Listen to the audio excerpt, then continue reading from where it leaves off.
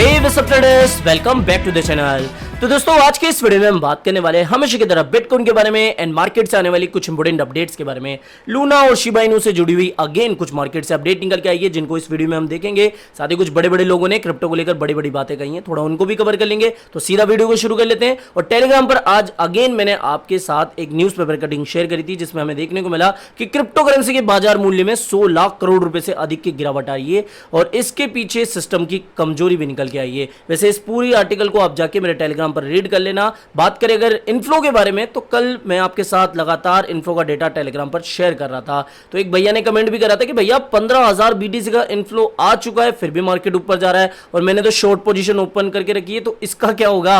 तो मैंने आपसे ये बात मल्टीपल टाइम कही है कि जब भी मैं इन्फो का डेटा आपके साथ शेयर करूं तो उसकी जो एक्यूरेसी होती है वो 95% से भी ज्यादा की होती है। यानी कि आप सभी के टीए को थोड़ा साइड में कर दिया करो और थोड़ा सा इन्फ्लो के डेटा को प्रायोरिटी दिया करो। मतलब कि इन्फ्लो का डेटा जब भी आता है तो 95% चांसेस होंगे कि यहां से बिटकॉइन के थोड़े डाउन जाने के अब चांसेस बनेंगे। और बाकी टेलीग्राम को अब तक ज्वाइन नहीं किया तो मस्ट आपको इसको ज्वाइन करना चाहिए। मार्केट से आने वाली हर एक इंपोर्टेंट और ब्रेकिंग अपडेट मैं सबसे पहले टेलीग्राम पर शेयर करता रहता हूं। इसके अलावा बात करें अगर बिटकॉइन के बारे में तो यहां पर आप देख सकते हो कि परसों से ही हम इस बात पर डिस्कस करते हुए आ रहे थे कि भैया ब्रेकडाउन तो हो चुका है, ब्रेकडाउन के बाद एक रिटेस्टिंग होती है, कंफर्मेशन हमें मिलता है कि भैया देखो ब्रेकडाउन हो चुका है, जो कि हमें देखने को मिला भी। इस बॉटम ट्रेंड लाइन के पास बीटीसी अगेन आया और यहां से अगेन हमें एक रिजेक्शन देखने को मिली। तो यहां पर आप देख सकते हो कि जो सपोर्ट हमारा जोन है वो अभी भी काफी अच्छी तरीके से बिटकॉइन को संभाला हुआ है। एक चीज आप नोट कर सकते हो कि मैं इस बॉक्स को थोड़ा यहां से कर देता हूं कि इस पूरे मंथ से लगभग 20 से 21 दिन हो चुके हैं बिटकॉइन एक साइडवेज मूवमेंट हमें करता हुआ देखने को मिल रहा है।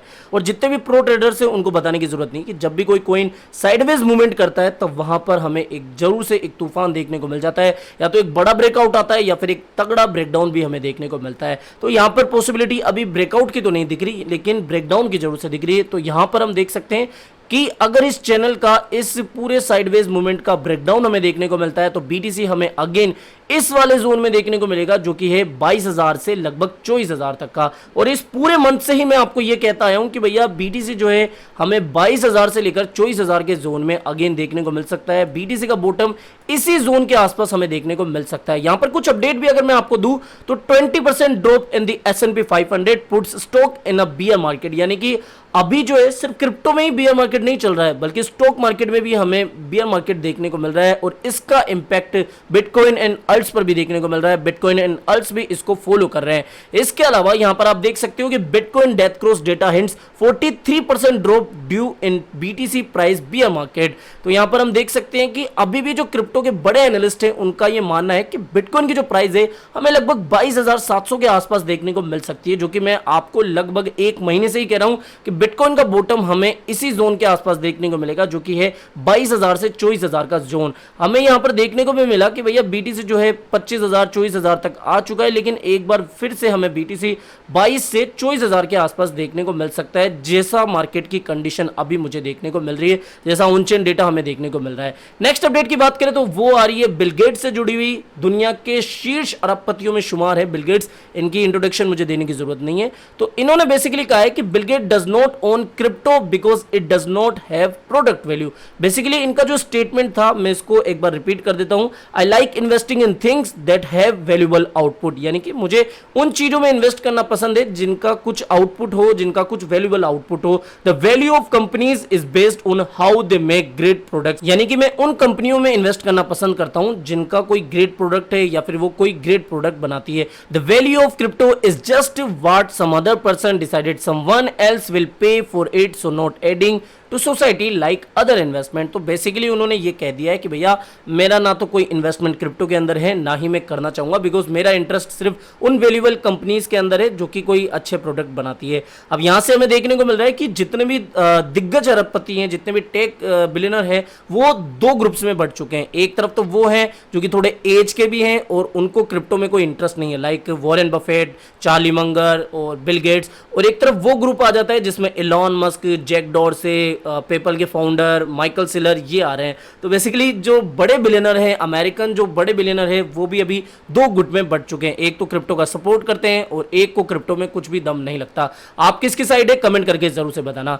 नेक्स्ट अपडेट की बात करें तो वो भी एक काफी बड़े दिग्गज से जुड़ी हुई है कि पेपल के जो को फाउंडर है डेविड सेक्स, उन्होंने कहा है कि भैया मेरे पास बिटकॉइन है और इन्होंने कंफर्म कर दिया है कि ये बिटकॉइन में इन्वेस्ट भी करते हैं। नेक्स्ट अपडेट की बात करें जो कि है शिबा इनू से जुड़ी हुई एक्सक्लूसिव अपडेट है कि Shiba Inu and Red Bull collaboration, here's what it means, यानी कि शिबा इनू जो है वो रेड बुल के साथ कोलैबोरेशन कर सकता है। The lead developer of Shiba Swap Satoshi Kusama tweeted he had a chat with Red Bull team. Even Shiba Inu top influencer Milkshake revealed that the meeting with Red Bull was really amazing and productive. तो basically इन्होंने ये tweet किया है Satoshi कोसामा जी ने कि भैया red bull के साथ हमारा कोलैबोरेशन हो सकता है। जो टॉप इन्फ्लुएंसर से उन्होंने भी कहा है कि भैया जो हमारी मीटिंग हुई थी वो काफी प्रोडक्टिव और अमेजिंग रही। तो बेसिकली हमें शिबा इनू का कोलैबोरेशन रेड बुल के साथ देखने को मिल सकता है। अब इससे हमारा क्या मतलब है, बेसिकली रेड बुल काफी बड़े बड़े इवेंट्स कराता है और इसकी पॉपुलैरिटी दुनिया भर में है।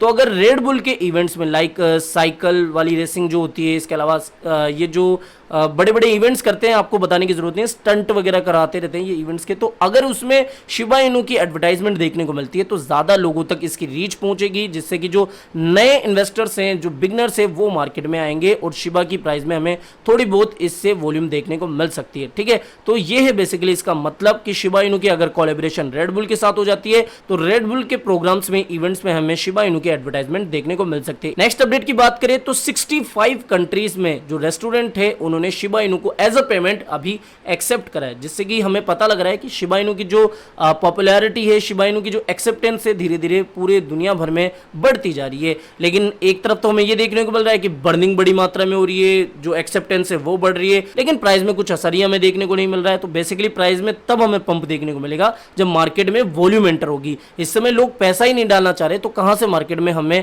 इसकी प्राइस में पंप देखने को मिलेगी, इसलिए इसकी प्राइस में हमें कोई बड़ी पंपिंग देखने को नहीं मिल रही। इसके अलावा आपको याद हो मैंने टेलीग्राम पर कल आपके साथ एक अपडेट शेयर करी थी कि जो राहुल देव है, इसके अलावा जो विवेक ओब्रॉय हैं, इन्होंने एक कॉइन का प्रमोशन अभी करा है जो कि है गेंडर कॉइन। अब गेंडर कॉइन में भी आप में से कुछ लोगों को पता होगा पहले से ही, बिकॉज इसका जो प्रमोशन है अभी ऑफलाइन भी चल रहा है। जो बड़े सिटीज है लाइक दिल्ली, नोएडा, इसमें जो होर्डिंग वगैरह है ये अभी लगा रहे हैं, जहां पर आप देख सकते हो। मतलब प्रमोशन तो ठीक ठाक चल रहा है। अब मैं इसमें ये नहीं कह रहा हूं कि अभी बाय कर लो भैया, इस समय किसी भी कॉइन को बाय करना सही नहीं होगा, लेकिन राहुल देव और विवेक ओब्रॉय जैसी बड़ी सेलिब्रिटी अगर इसको प्रमोट कर रही है तो कुछ ना कुछ इसमें दम होगा। गेंडर कॉइन क्या है बेसिकली, अगर मैं इसके बारे में बताऊं तो गेंडर कॉइन जो है अभी ये लॉन्च नहीं हुआ है और बड़े बड़े एक्सचेंजों पे इसकी लॉन्चिंग भी हमें देखने को मिल सकती है लाइक get.io, इसके अलावा बिटगेट, कॉइनक्रेड, यहां पर हमें इस कॉइन की लिस्टिंग देखने को मिल सकती है।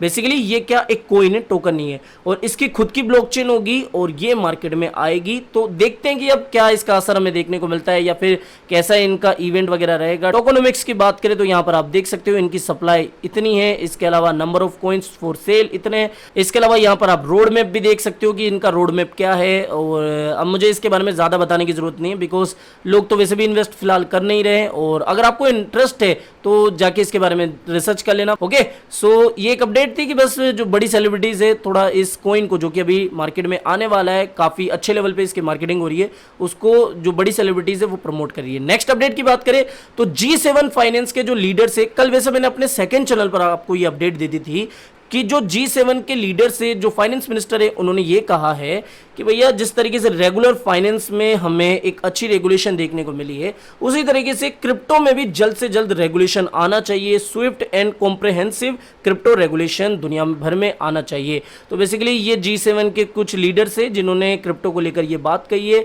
तो जहां तक मुझे लगता है कि इसके बाद में जिस तरीके से G7 कंट्रीज जो है चर्चा कर रही है क्रिप्टो के ऊपर, इसके अलावा जो UST कोलैप्स जब से हुआ है तब से जो अमेरिका है या फिर जो अदर बड़ी कंट्रियां हैं वो भी क्रिप्टो रेगुलेशन के ऊपर विचार कर रही है, और जल्द से जल्द हमें क्रिप्टो रेगुलेशन दुनिया भर में आता हुआ देखने को मिल सकता है। अब टेरा से जुड़ी हुई अपडेट की बात करें तो मैंने एक अपडेट आपके साथ कल शेयर करी थी कि जो टेरा का रिवाइवल प्लान 2 है उसमें भी अमेंडमेंट किया गया है, यानी कि कुछ चेंजेस किए गए हैं, और जो पोस्ट अटैक UST होल्डर्स है उनकी जो एलोकेशन है वो इसमें थोड़ी डिक्रीज की गई है। तो अब इससे होगा क्या कि जो पोस्ट अटैक UST होल्डर्स है उनको एलोकेशन में जो UST होंगे वो थोड़ा कम मिलेंगे। इसके अलावा नेक्स्ट अपडेट की बात करें तो कुछ अपडेट्स में हमें देखने को मिल रहा है कि जो लोग अभी बातें कर रहे हैं, जो थ्योरीज दे रहे हैं कि भैया लूना क्रैश के पीछे इनका हाथ था या फिर लूना के ऊपर अटैक किया गया था, तो कोइन टेलीग्राफ पर एक आर्टिकल आया है, एक पूरी आर्टिकल पब्लिश की गई है कि there was no Terra attack, यानी कि टेरा के ऊपर कोई अटैक हुआ ही नहीं था। टीम की कुछ ना कुछ गलती थी या फिर जो टीम है इसको सही ढंग से संभाल नहीं पाई। अच्छा, टीम से याद आया, सीजे बाइनेंस ने जो टीम है, टेरा की जो टीम है उसको स्टूपिड कहा है। बेसिकली सीजे बाइनेंस ने क्या कहा है कि the entire Luna UST incident may have been avoided if the LFG used their reserve when the depeg was at 5%। तो बेसिकली इन्होंने ये कहा है कि जो टीम है वो स्टूपिड है और वो इस पूरे इंसिडेंट को बचा सकती थी, इस पूरे क्रैश को बचा सकती थी, क्योंकि जब यूएसटी की डी पेगिंग 5% के आसपास होना शुरू हो गई थी, यानी कि $1 से जब वो 95 सेंट के आसपास आ चुका था यूएसटी, तभी जो टेरा की टीम है उनको अपने एलएफजी से जो रिजर्व है उसमें से पैसा निकालकर इस डीपैकिंग को वापस से रिपैक करना चाहिए था, लेकिन उन्होंने ऐसा नहीं करा। इन्होंने इंतजार करा, मार्केट की कंडीशन को देखते रहे, जिससे कि इसकी जो प्राइस है वो लगातार हमें घटती हुई देखने को मिली, लगातार हमें डीपैकिंग इसकी देखने को मिली। तो कहीं ना कहीं सीजे बाइनेंस ने कहा है कि भैया ये जो पूरी घटना में देखने को मिली है इसके पीछे टीम का भी एक बड़ा हाथ है, टीम की कहीं ना कहीं एक बड़ी गलती है। तो बेसिकली इन्होंने टीम को स्टूपिड कहा है। तो आज के इस वीडियो में हमने बात करी इन सारी अपडेट्स के बारे में और काम की बात करें कि बीटीसी कहां तक जा सकता है। तो भैया जिस तरीके का माहौल अभी मुझे देखने को मिल रहा है, बीटीसी अगेन हमें, और जो बड़े एनालिस्ट है, सिर्फ ऐसा मेरा मानना नहीं है, जो बड़े बड़े एनालिस्ट है, जो बड़े बड़े वीसीज फर्म के मैनेजर्स है, उनका भी ये मानना है कि बीटीसी 22 से 24 हजार के जोन में अगेन हमें देखने को मिल सकता है। अब आपका इसके ऊपर क्या मानना है कमेंट करके जरूर से बताना, जिससे कि लगभग सभी लोगों को पता लग सके कि भैया कम्युनिटी के और जो मेंबर्स है वो क्या सोच रहे हैं। टेलीग्राम को ज्वाइन नहीं किया तो टेलीग्राम को भी मस्ट ज्वाइन करके रख लेना। फिलहाल इस वीडियो में इतना ही, मिलते हैं जल्दी नई अपडेट के साथ। टिल देन जय हिंद, जय भारत।